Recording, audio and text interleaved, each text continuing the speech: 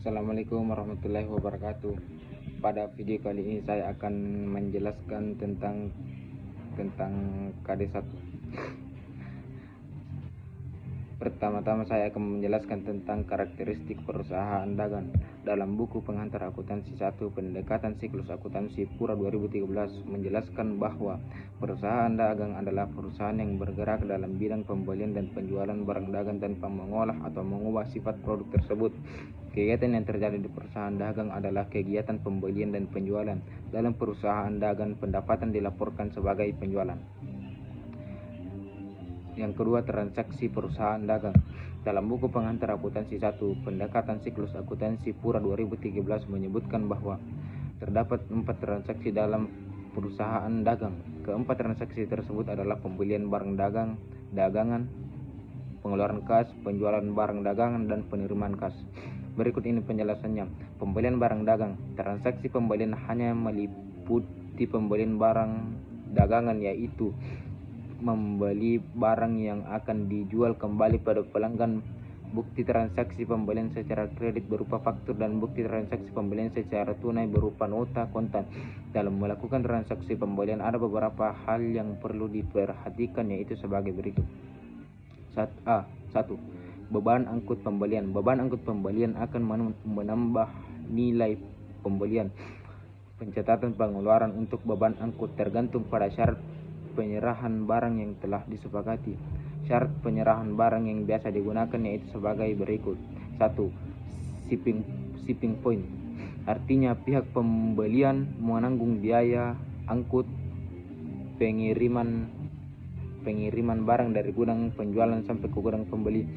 2. Franko gudang. Artinya pihak pembeli menanggung biaya angkut pengiriman barang dari gudang penjual sampai ke gudang pembeli. 3. Free on board atau disingkat FOB. Artinya penjualan dari luar negeri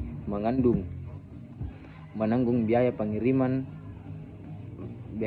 dari pelabuhan muat miliknya hingga ke pelabuhan bongkar yang digunakan oleh pembeli. 4. Code freight and insurance atau CFI. Penjual hanya menanggung biaya pengiriman dan asuransi kerugian atas barang pembelian. Data kedua yaitu 1. Potongan tunai pembelian. Potongan tunai pembelian akan mengurangi jumlah pembelian. Perusahaan akan mendapatkan potongan tunai pembelian pada saat membeli barang dagangan atau barang lainnya secara tunai atau membayar utang dagang sesuai dengan syarat pembayarannya yang telah disepakati. Misalnya, syarat pembayarannya 3/10 N/10. Angka 3 menunjukkan besarnya potongan dalam persen. 10 menunjukkan lamanya waktu pembayaran yang mendapatkan potongan sejak tanggal terjadinya transaksi, dan N/60 menunjukkan jangka waktu pelunasan pembelian. Data ketiga yaitu retur pembelian dan pengurangan harga. Retur pembelian dan pengurangan harga akan mengurangi nilai pembelian barang dagang. Transaksi retur pembelian dan pengurangan harga terjadi pada saat barang yang dipesan tidak sesuai dengan pesanan. 2. Pengeluaran kas.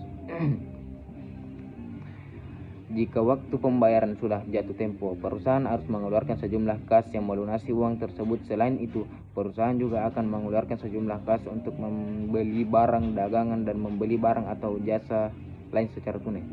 3. Penjualan barang dagang. Transaksi penjualan hanya meliputi penjualan barang dagangan. Transaksi penjualan ini dipengaruhi oleh hal-hal berikut. Yang pertama, potongan tunai penjualan. Potongan tunai penjualan akan mengurangi jumlah penjualan. Perusahaan akan memberikan potongan tunai penjualan pada saat menjual barang dagangan secara tunai dengan syarat-syarat tertentu, atau menerima pelunasan piutang dagang sesuai dengan syarat pembayaran yang telah disepakati. Yang kedua, retur penjualan dan pengurangan harga. Retur penjualan dan pengurangan harga akan mengurangi nilai penjualan. Pengiriman barang dagangan tidak selamanya berjalan dengan baik. 4. Penerimaan kas. Perusahaan akan menerima sejumlah kas. Itulah video menjelaskan KD1, kurang lebihnya mohon dimaafkan. Wassalamualaikum warahmatullahi wabarakatuh.